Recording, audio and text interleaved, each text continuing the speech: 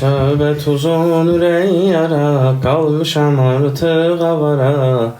Qəlbim atır təkcə Riyad çox sal Əliyə görə.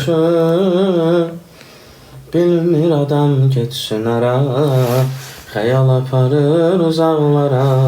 Orada qovuşmamız olur mümkün. Yadıma düşür ötüb keçən günlər. Kaş yenə qayıdıb yeri gəlsinlər. Dərdimi birdən unudum, qoy yenə əllərini tutum. Yaşansın o günlərə bənzər gün. Saçıma çəkən yerdə sığal, ayıram ki hamısı xəyal. Qonağısan xəyallarımın hər gün. Söhbət uzun ürək yara, qalmışam artıq avara. Qəlbim atır təkcə sənin üçün. Bilmir adam geçsin ara, xəyal aparır uzaqlara. Orada qovuşmamız olur mümkün. Heç kim arzu eləmirəm söz desin həyatda. Xatirələr silinməz izlərdir. Hər kəsin öz taleyidir, dərdi. Bir zaman yanımda olan heç danışmasaydı yalan. İndi həyatın belə olmazdı. Üzün gülərdi hər səhər, yadıma düşərkən gecələr. Gözün damcılar ilə dolmazdı.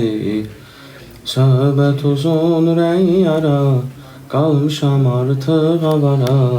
Qəlbim atır təkcə sənin üçün. Bilmir adam keçsin ara, xəyal aparır uzaqlara.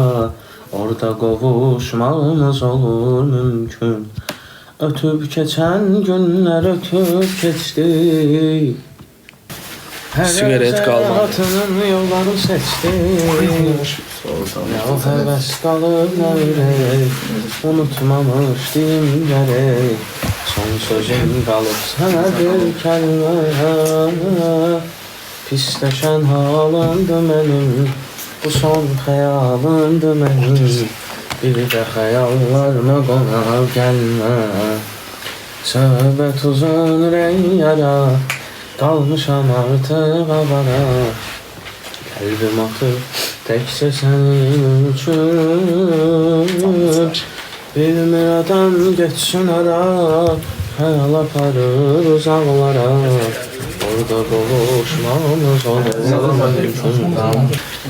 Xatirələr bitdi, sindi, getdi. Axırıncı xatirəm indi getdi. Ümidlərim soldu bugün, xəyallar puç oldu bugün. Arzular axırda səsin kəsdi. Köşkdə.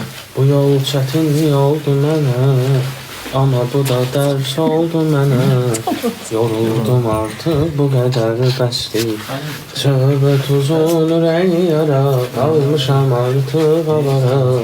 Qəlbim atır təkcə sənin üçün. Bilmir adam geçsin ara, xəyal aparır uzaqlara. Orada qovuşmamız olur mümkün. Bilmir adam geçsin ara, xəyal aparır uzaqlara. Orada qovuşmamız olur mümkün. Bəh, bəh, bəh.